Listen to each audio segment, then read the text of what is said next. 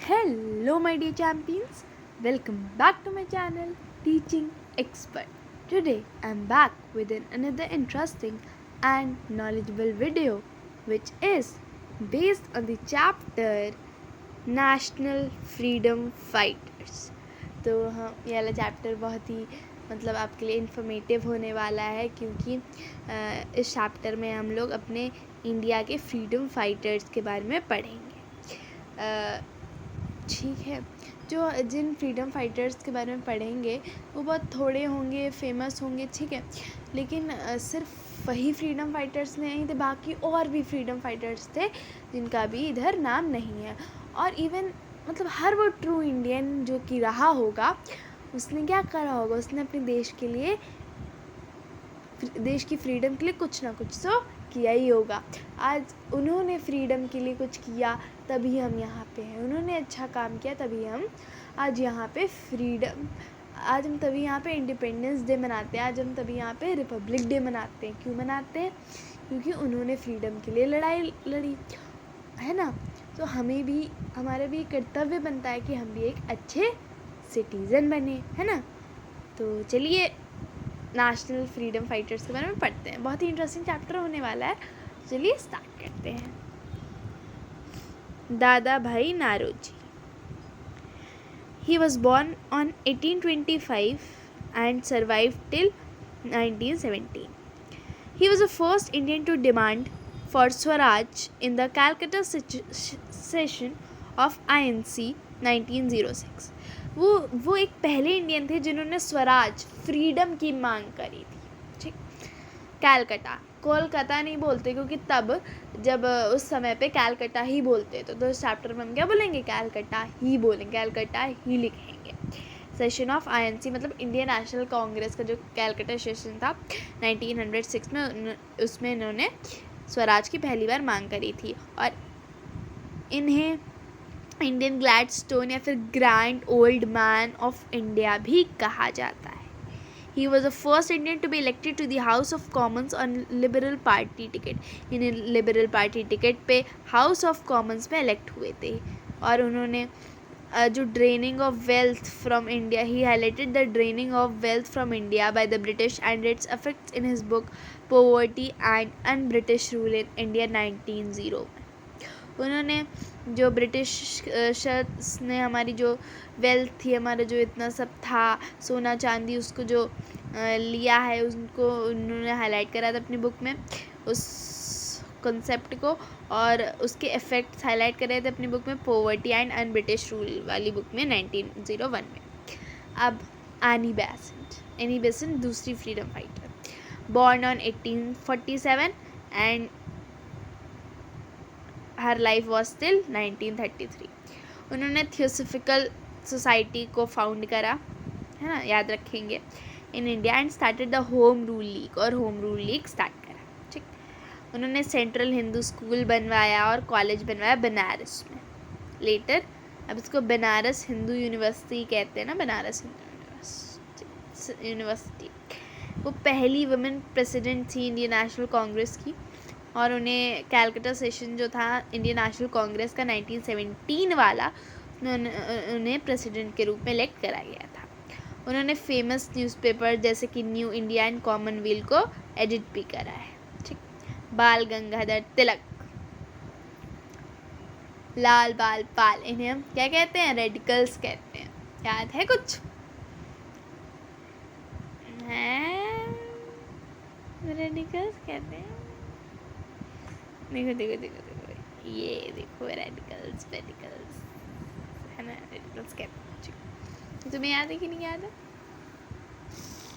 1857 में बॉर्न हुए थे और टिल 1920, है ना। He was awarded with the title Lokmanya and established new English school eight Poona. उन्हें लोकमान्य टाइटल से अवार्ड करा गया और नया इंग्लिश का स्कूल बनाया इन्होंने पूना में। वो मराठा के एडिटर थे, इंग्लिश और केसरी में। ठीक है, इन मराठा के एडिटर थे इंग्लिश में और केसरी के मराठी में। उन्होंने स्वराज की डिमांड करी और स्लोगन दिया, Swaraj is my birth right and I shall have it. तो आता है तो आपको पता होना चाहिए कि ये स्लोगन किसने दिया, स्वराज मेरा जन्मसिद्ध अधिकार है और मेरे पास वो होना चाहिए। Valentine Chirol described him as the father of Indian unrest, और फादर ऑफ इंडियन अनरेस्ट के रूप में बाल गंगाधर तिलक को डिस्क्राइब करा। ठीक। He wrote the books the Arctic home of Vedas and Gita Rahasya, उन्होंने बुक्स लिखी the Arctic home of Vedas और गीता रहस्य। Bankim Chandra Chattopadhyay, born on 1833 and till 1894 he was there। तो वो ग्रेट स्कॉलर थे जो कि अपने हिम के कंपोजिशन के लिए जाने जाते थे, वंदे मातरम। ठीक। उनकी पहली नोवेल थी दुर्गेश नंदनी जो कि 1864 में पब्लिश हुई थी, और उन्होंने जनरल बंगदर्शन स्टार्ट कर दी थी। Bipin Chandra Pal, born on 1858 to 1932 है। ठीक। He was awarded with the title Mightiest Prophet of Nationalism by Aurobindo Ghosh। उन्हें Mightiest Prophet of Nationalism कहा गया, किसने कहा? Aurobindo Ghosh ने। He supported the age of consent bill, जो एज थी कंसेंट बिल की जो पास हुआ था 1891 में, उसको वो सपोर्ट करते थे।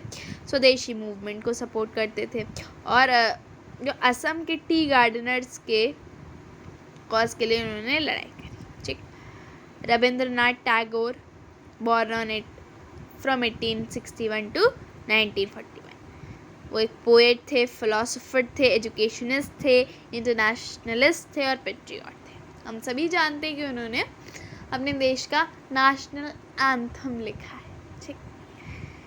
इन्होंने गीतांजलि लिखी which fetched him the Nobel prize, जिसने उनको नोबेल प्राइज़ दिलाया 1913 में, और उन्होंने विश्व भारतीय यूनिवर्सिटी की स्थापना की। लाला लाजपत राय 1865 टू 1928, महात्मा हंसराज से इंस्पायर्ड थे ये, और एक आर्य समाजिस्ट होने की वजह से उन्होंने DAV कॉलेज की इस्टेब्लिशमेंट जो कि लाहौर में है उसमें मदद करी थी।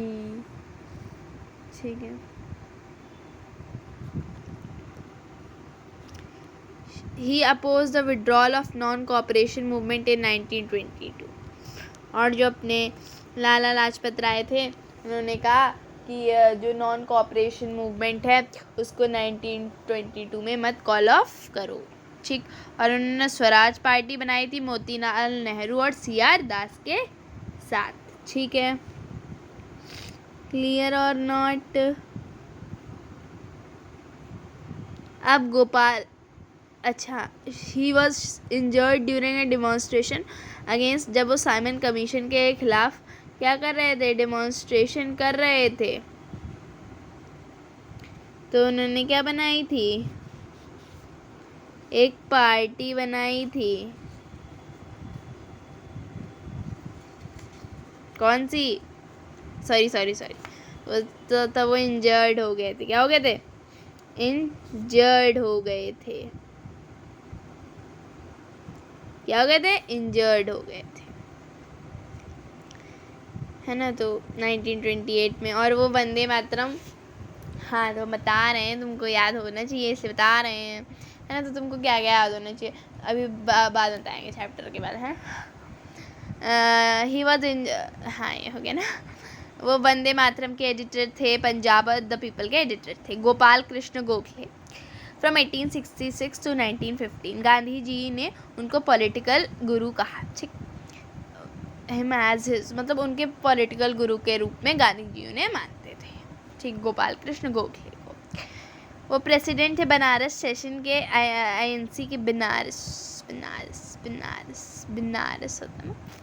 इन 1905 सपोर्टेड द स्वदेशी मूवमेंट, हिंदी में तो बनारस होता है, इंग्लिश में BE होता है ना, BENARAS है ना। वो फाउंडेड थे सर्वेंट्स ऑफ इंडियन सोसाइटी के 1905 में, पीपल को ट्रेन करने के लिए जो कि नेशनल मिशनरीज से के काम करेंगे। अब आते हैं महात्मा गांधी, नॉन वायलेंस। जब हम महात्मा गांधी के नाम सुनते हैं हमें नॉन वायलेंस हमारे दिमाग में स्ट्राइक करता है कि नहीं करता है ना। But this freedom is not only a result of non violence, it is the combined effort of both violence as well as non-violence. We cannot disregard anyone. We cannot, and we don't have even the capability, because we were not there who had made our country free है. हमने इतनी अच्छी बात बोली है, बताओ हमने क्या बोला है ना. तो गांधी जी इंडिया में आए 1915 में, फ्रॉम 1869 टू 1948. ठीक, तो 1915 में गांधी जी आए. वो ऑलरेडी साउथ अफ्रीका में सत्याग्रह करते थे. सत्याग्रह अपार्थाइड के अगेंस्ट, मतलब गोरा काला के अगेंस्ट उन्होंने ऑलरेडी सत्याग्रह करे थे साउथ अफ्रीका में. साउथ अफ्रीका में वो पढ़ने गए थे, लॉ की स्टडी करने हैं. तो 1907 में सत्याग्रह डन करा था उन्होंने against compulsory registration and passes for Indians, इसके खिलाफ भी करा था उन्होंने. 1910 में इमिग्रेशन रिस्ट्रिक्शंस पे करा था, D recognition of non Christian Indian marriages पे करा था, और वो डॉक्ट्राइन ऑफ अहिंसा मानते थे. ठीक. सरोजिनी नायडू फ्रॉम 1879 टू 1949, गोपाल कृष्ण गोखले की गाइडेंस के अंदर वो पहली वुमेन बनी थी जो कि इंडिया स्ट्रगल फॉर इंडिपेंडेंस में जिन्होंने पार्टिसिपेट करा था. उन्होंने दांडी मार्च में पार्टिसिपेट करा गांधी जी के साथ, और कानपुर सेशन में प्रेसाइड रही of Congress in 1925. First women थी जो कि गवर्नर बनी थी उत्तर प्रदेश स्टेट की. चक्रवर्ती राजा गोपालाचारी फ्रॉम 1879 टू 1972. ये एक पॉलिटिशियन थे और लॉयर थे तमिलनाडु से. उन्होंने अपनी प्रैक्टिस गिव अप कर दी. नॉन कॉपरेशन मूवमेंट, मैंने बताया था कि नॉन कॉपरेशन मूवमेंट क्या होता है, मतलब कॉपरेट ना करो, है ना. तो कॉपरेट कैसे नहीं करोगे तुम, जब तक तुम उनका काम करोगे तब तो ब्रिटिशर्स ओके हैं. तो जब तुम काम ही नहीं करोगे, अब ब्रिटिशर्स क्यों आप पे हैं. ब्रिटिशर्स की रेलवेज काम कौन कर रहा है, इंडियंस. कोर्ट्स ब्रिटिशर्स के, लॉयर्स कौन, इंडियंस. स्कूल्स ब्रिटिशर्स के, टीचर्स कौन, इंडियंस, है ना. ऐसे थे. तो जब बस सबने नॉन कॉपरेशन कर दिया तो ब्रिटिशर्स वर अफेक्टेड ना, तो इसलिए उन्होंने सी राजा गोपालाचारी ने इसलिए क्या कर दी, अपनी प्रैक्टिस इन्होंने भी छोड़ दी थी. इन्होंने सिविल डिसोबीडियंस मूवमेंट की स्टार्टिंग करी तमिलनाडु में, और अरेस्ट हो गए थे for leading a salt march from Trichinopoly to Vedaranyam on the Tanjore coast. और उन्होंने CR फार्मूला बनाया था कांग्रेस लीग कोऑपरेशन के लिए. और फर्स्ट और लास्ट इंडियन गवर्नर जनरल थे इंडिया के from 1948 to 50. Doctor Rajendra Prasad from 1884 to 1963. वो स्वदेशी मूवमेंट में उन्होंने पार्ट लिया था. Establish Bihari students conference, participated in Champaran satyagraha, non cooperation movement, civil disobedience movement and quit India movement. जो कि बिहारी स्टूडेंट्स कॉन्फ्रेंस में जो स्वदेशी मूवमेंट होता है उसमें पार्टिसिपेट करा, चंपारण सत्याग्रह में पार्टिसिपेट करा, नॉन कॉपरेशन मूवमेंट में पार्टिसिपेट करा, सिविल डिसोबीडियंस मूवमेंट में पार्टिसिपेट करा, क्विट इंडिया मूवमेंट में भी पार्टिसिपेट करा था. He was the president of the constituent assembly. और ये कॉन्स्टिट्यूएंट असेंबली के प्रेसिडेंट थे कौन, डॉक्टर राजेंद्र प्रसाद. और ये पहले प्रेसिडेंट बने थे इंडियन रिपब्लिक के, और इन्हें भारत रत्न से सम्मानित भी करा गया था 1962. Jawaharlal Nehru from 1889 to 1964. General secretary बने थे ये इंडियन नेशनल कांग्रेस के 1928 में, और उसके प्रेसिडेंट बने थे 1929 में. पहले प्राइम मिनिस्टर थे रिपब्लिक इंडिया के, मतलब फ्री, जो कि जब फ्रीडम मिल चुकी थी फ्रॉम 1947 टू 1964, जिन्हें आर्किटेक्ट ऑफ मॉडर्न इंडिया भी कहा जाता है. किन्हें कहा जाता है, Jawaharlal Nehru. He authored the doctrine of Panchsheel and believed in the policy of non-alignment. उन्होंने जो डॉक्ट्राइन ऑफ पंचशील को अथॉर्ड करा था, मतलब लिखा था, है ना, और नॉन अलाइनमेंट की पॉलिसी पे बिलीव करते थे. बुक्स कौन कौन सी थी उनकी, बुक्स कौन कौन सी लिखी, the discovery of India, glimpses of word history, a bunch of old letters, the unity of India, independence and after India and the world, etc. Dr. Bhimrao Ambedkar from 1891 to 1956. Dr. Ambedkar was a great leader of the depressed class and an eminent jurist. Dr. Ambedkar एक great leader थे. depressed class मतलब जो lower caste थी, जो उस समय पे बहुत ही दुखी थी, उनके लिए क्या कहते ग्रेट लीडर थे, ठीक, और एमिनेंट ज्यूरिस्ट थे। उन्होंने डिप्रेस क्लासेस इंस्टीट्यूट फाउंड करा 1924 में and Samaj Samata Sangh in 1927। Chairman बने ड्राफ्टिंग कमेटी के, इंडियन कॉन्स्टिट्यूशन की ड्राफ्टिंग कमेटी के chairman. As the first law minister of the independent India he introduced the Hindu code bill.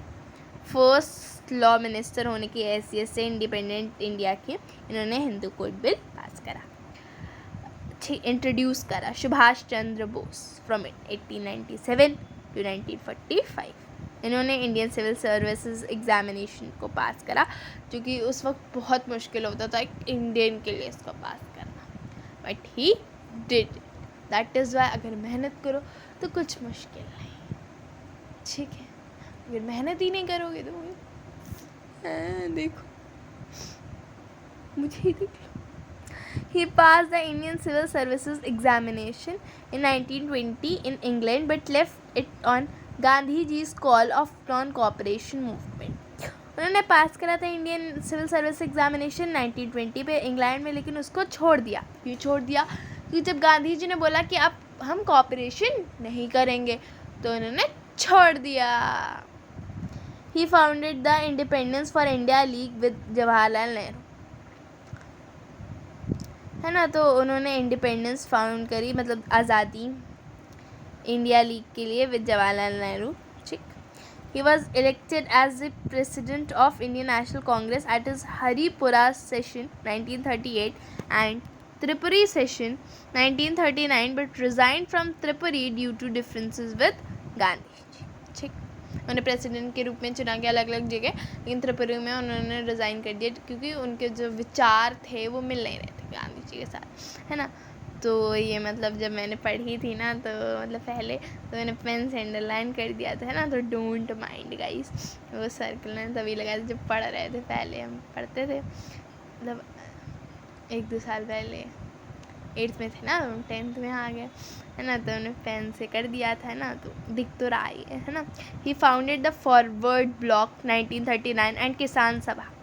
Forward block और किसान सभा इन्होंने ही फाउंड करी और इन्हें इंडियन आर्मी का चार्ज लिया आज़ाद हिंद फौज का 1943 में सिंगापुर में, और सेटअप किया, क्या सेटअप किया? Indian provisional government. उन्होंने महात्मा गांधी को फादर ऑफ द नेशन की तरह एड्रेस करा और फेमस स्लोगन्स दिए इन्होंने, दिल्ली चलो और जय हिंद। भगत सिंह फ्रॉम 1907 टू 1931 ये हिंदुस्तान सोशलिस्ट रिपब्लिकन एसोसिएशन के मेंबर थे। ही स्टार्टेड द मिलिटेंट नौजवान भारत सभा इन पंजाब, और उन्होंने मिलिटेंट नौजवान भारत सभा पंजाब में स्टार्ट करी थी, और इन्होंने ब्रिटिश ऑफिशियल सॉन्डर्स को 1928 में किल कर दिया था, मार दिया था, क्यों? जलियांवाला बाग में से करके चलते, and was involve in Lahore conspiracy and bombed at the central legislative assembly. इस उन्होंने ये क्यों किया था?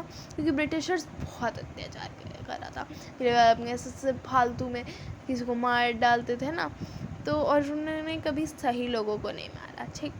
ही हमेशा गलत लोगों को ही मारा है। ही वॉज एग्जीक्यूटेड ऑन 23 मार्च 1930। तो इसमें सिर्फ कुछ ही फ्रीडम फाइटर्स के नाम थे, लेकिन बहुत हैं। Even every true Indian had fought for India's independence, so salute to every Indian at that time, every freedom fighter, ठीक। और फ्रीडम फाइटर ही थे जिन्होंने आवाज़ उठाई, जिनकी वजह से हर इंडियन ने कुछ ना कुछ किया। तो bye, have a nice day. और प्रैक्टिस एक्सरसाइज हम इस अगले वाले वीडियो में करेंगे, क्योंकि है ना, तो इम्पॉर्टेंट क्वेश्चंस मैं लेके आऊँगी।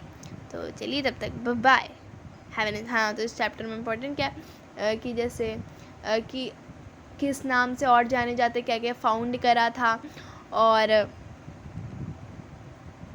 मतलब क्या क्या करा था बस। और बर्थ डेट में इतना कुछ है नहीं, बट देख लेना एक बार, है ना उसको। Bye bye, have a nice day.